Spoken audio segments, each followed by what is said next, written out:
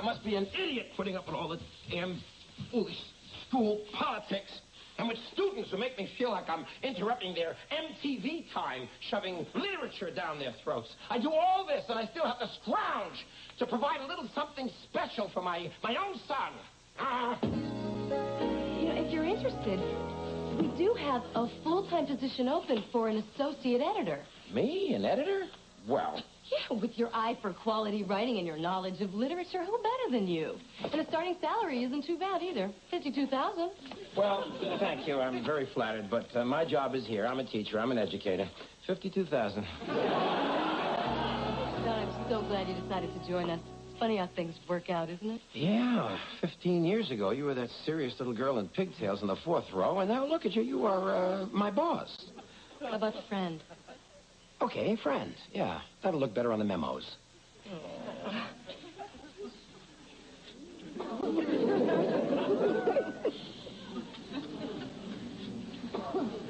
Welcome aboard.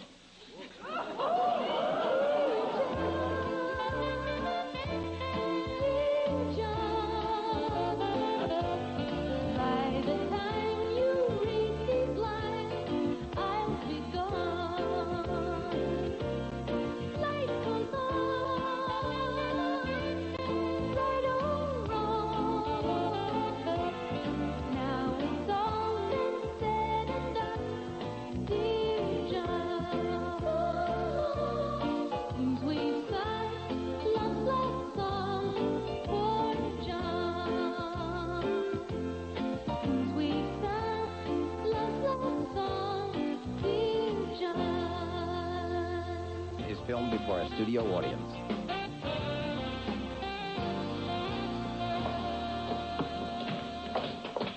Hello, everybody. Hi. Why are y'all wearing your tap shoes? Oh, do we still have them on? How are the lessons coming? Well, since you asked. And since we still do have our tap shoes on, shall we?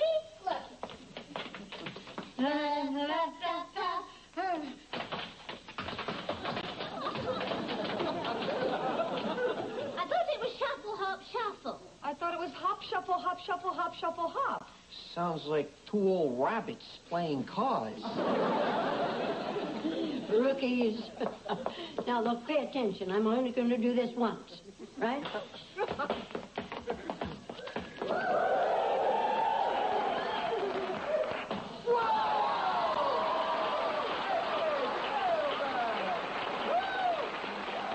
Why, Mrs. Filbert, did you used to dance professionally? Oh, yes, but I gave it up when the snake died.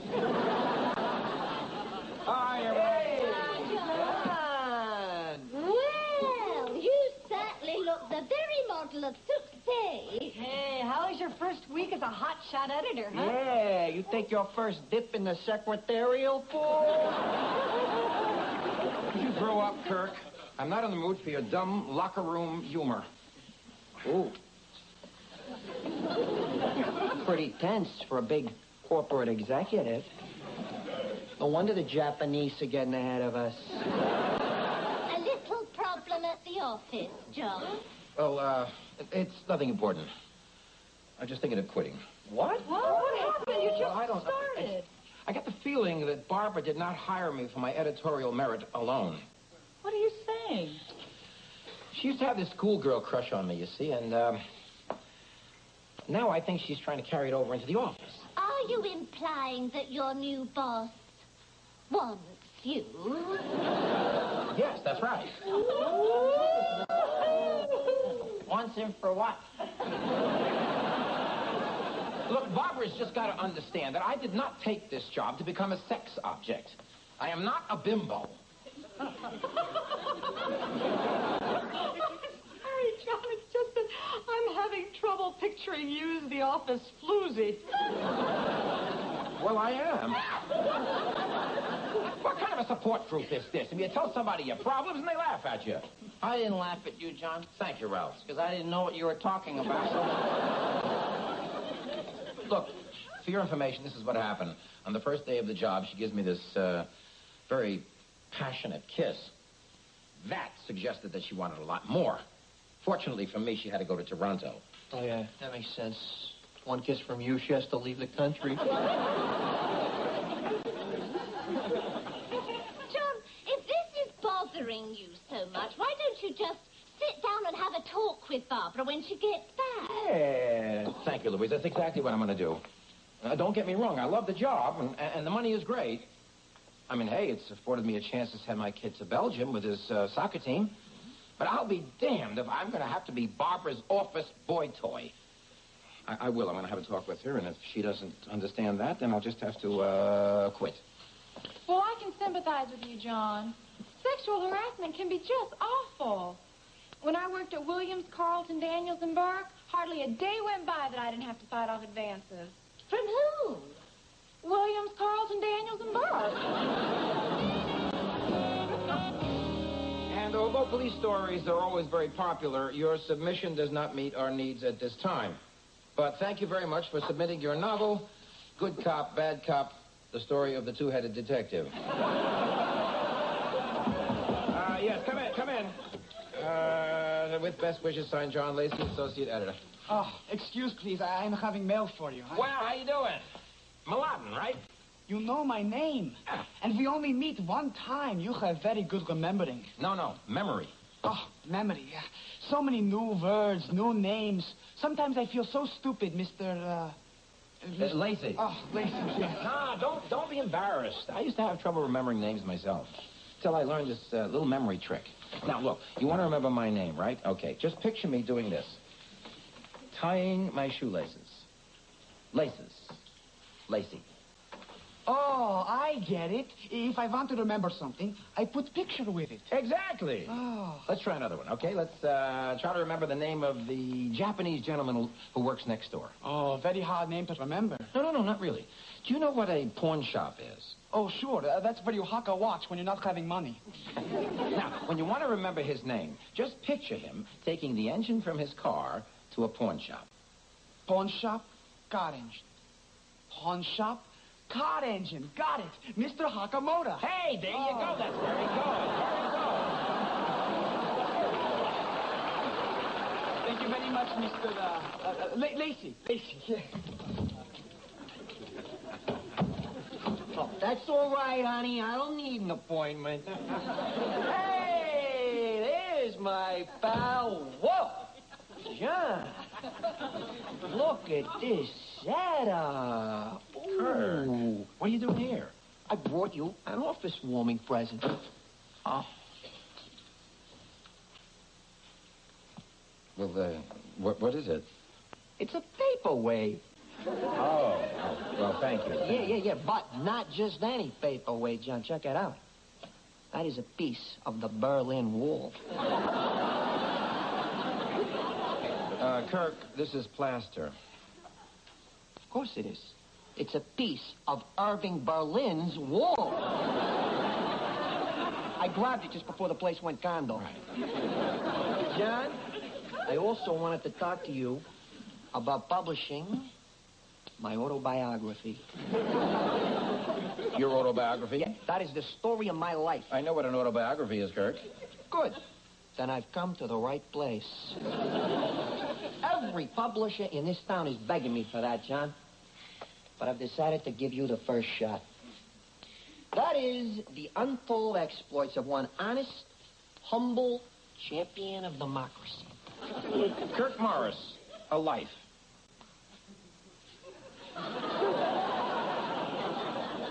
Can't put it down, can you? Yes, well, why don't you just leave it with me, Kirk, because I got a lot of other things to do right now.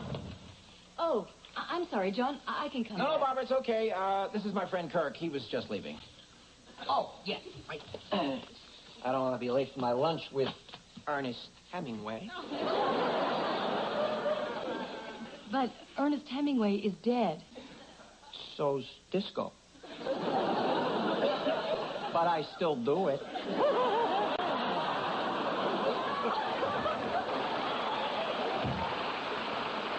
Listen, I'm really glad you're back, Barbara. Did you miss me? Oh, yeah. But we have to talk. No, really, we have to talk together. All right, darling. Darling? Listen, Barbara. Boy, was I right about you. On the plane, I read a few of your critiques. I found them to be incisive and piercing with a good sense of the market. And, by the way, the president of the company agrees with me. Well, he really does, huh? Mm-hmm. Sure does. Have you ever heard of Philip Whalen? Philip Whalen. The guy who wrote Moonlight in Malta. It's been on the bestseller list for the last 65 weeks. Yes, I think I've heard of him. Well, we've just signed him. And guess who's going to be editing his new book? You're kidding. Me? Congratulations, John. Oh, now what was it you wanted to tell me? Oh. What I wanted to tell you was, God, I love this job.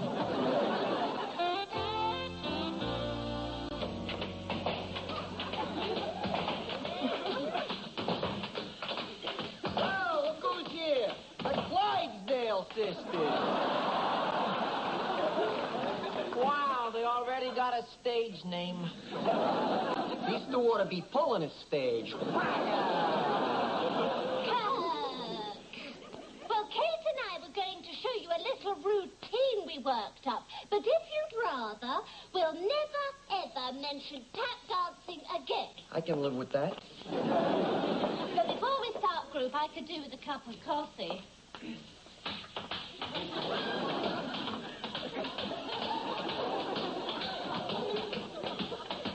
Oh, dear, we're out of sugar. Oh, I'll bet there's some in the storeroom. I'll get it.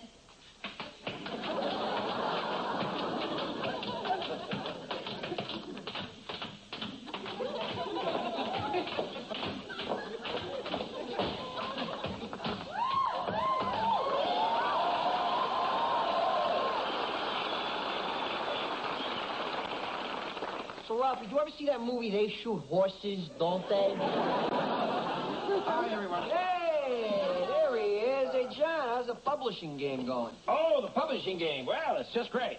Yeah? Guess who I spent the last hour with on the telephone? The cable TV people? No, Ralph, but I'll give you a hint. He wrote Moonlight in Malta. Philip Whalen. Exactly. I've seen his books at the airport. Right. Well, you are now looking at the editor of Philip Whalen's newest novel.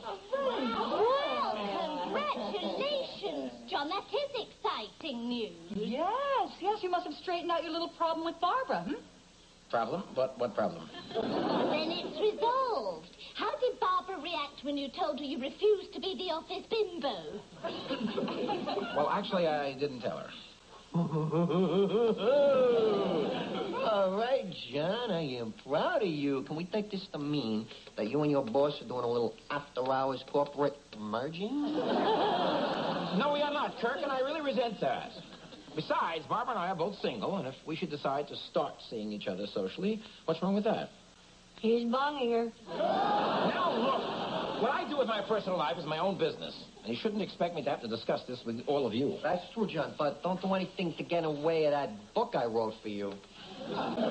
Kirk, this book you're working on, are there crayons involved? It happens to be my autobiography. Oh, so there are crayons involved. About your book, Kirk, I sent some of the pages you gave me to one of our senior editors.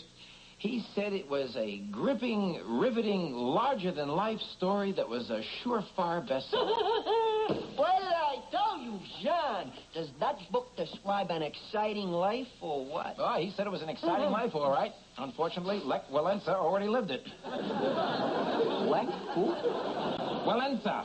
It was almost word for word from his own life story. Kirk, don't you understand? Plagiarism is against the law. Plagiarism, huh? Yeah, okay. I hear you, John. Looks like I'm gonna have to find myself a good lawyer. Because I'm gonna sue that Polish rabble-rouser for every kopeck he's got. So, this is how I see Shakespeare's basic game plan. Macbeth is over here, with his men flanked out to his left, while Macduff is here, with his men lined up in the burning woods. What is it now, Meyer? Hey, Coach Sturman, don't you mean Burnham Woods? Burnham Woods, burning woods, potato, potato.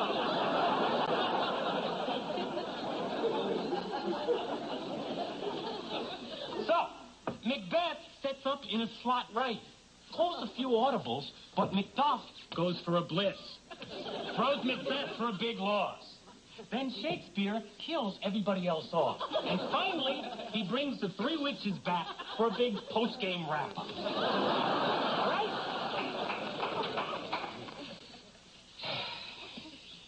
What is it, Debbie? You see what you started, Meyer? Can we discuss the symbolism of Lady Macbeth's references to Duncan as her father? You're still trying to get back at me for not making you a cheerleader, huh? Huh? Saved by the bell. Hi, everybody. Hey, John, what brings you back? Oh, I just came back to pick up the last of my things, Brad. Heard you were covering for my classes. Yeah, it's me until they find a replacement. Hey, look, I can't stand around and talk. I got to give the kids from the junior varsity their go-for-the-throat pep talk. Go for the throat? Yeah. It's a lot of extra work, but I'm trying to instill the killer instinct in them when they're still young. And, oh, hey, that's what teaching's all about, isn't it? Hey, don't be a stranger, John. Right, Brad. See ya.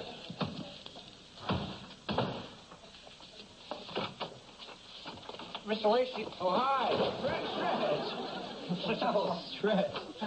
Hey, how are you doing in English? Oh, well, I'm getting a B. Hey, that's great. Congratulations. Yeah, Coach Sturman likes me because I don't ask any questions in class. Well, I guess every teacher has his own methods. Yeah. Mr. Lacey, I've got my college boards coming up, and I sure wish I had a real teacher like you to tutor me. Oh, I would love to, Stretch, but I'm sorry, I can't. I don't have enough time. See, I got this new job. Oh, yeah. Sure. It's okay. Stretch, it's just that I'm not a teacher anymore. I understand, Mr. Lacey.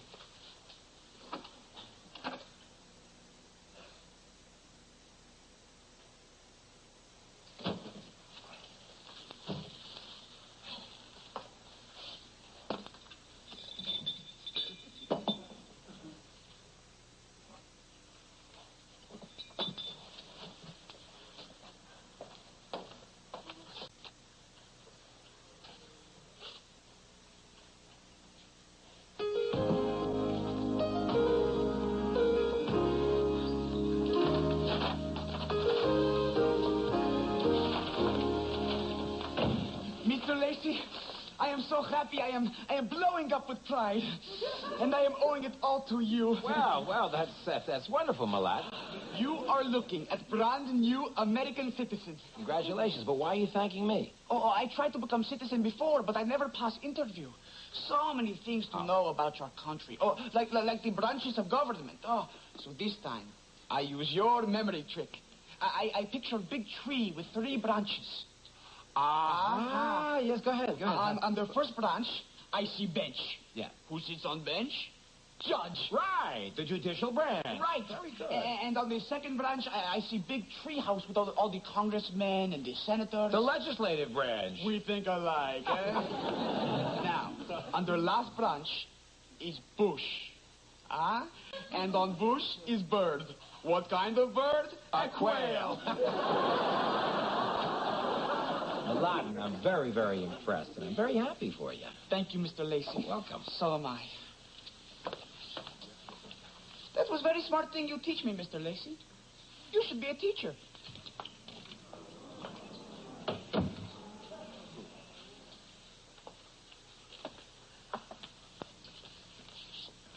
Should be a teacher.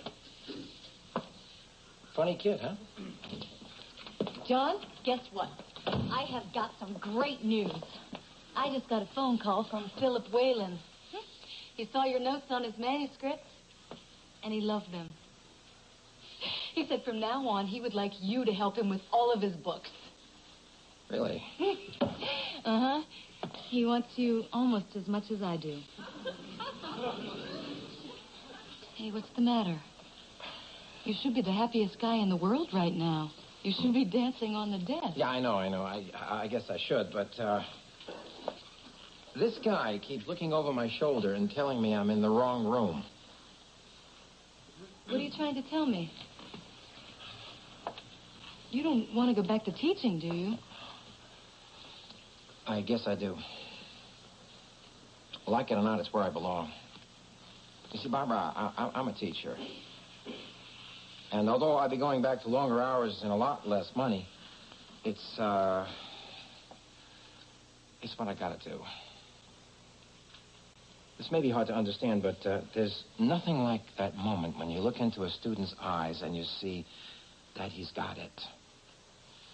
See, I miss that. I need that. Well, if you really want to know, I do understand. I remember seeing your passion for teaching when I was one of your students. Guess it's what attracted me to you in the first place. Well, I guess I'm not working for you anymore. No, I guess you're not. Well, now that we settled that, how about dinner at my place? You're not just kissing up to your ex-boss, are you? You bet I am. Boy, America is great country. They sure treat workers good here. Mr. Lee? That's right, it's me. I suppose you're all wondering why I'm back teaching again and not in the publishing business anymore. Well, suffice it to say, I miss working with you kids. $5 if you got canned. Oh, speaking of work, Bobby, we're going to start this morning with Charles Dickens. Now, tonight you're all going to be expected to read the first 2 chapters of Oliver Twist. And get this, you're going to have a quiz tomorrow. Oh, wow. Thanks, Bobby. Thanks a lot. We want the coach. We want the coach. We want the coach. We want the coach. Yes, sir. I will give this up for the world. We want the coach. Next, it's an all-new Quantum Leap. And Friday night's getting nasty on NBC with the series premiere of Nasty Boys. Then James Buster Douglas took the iron out of Mike Tyson. But is he tough enough to step into the ring with Hulk Hogan and Macho King Randy Savage on the main event? A nasty night that kicks off with Baywatch Friday.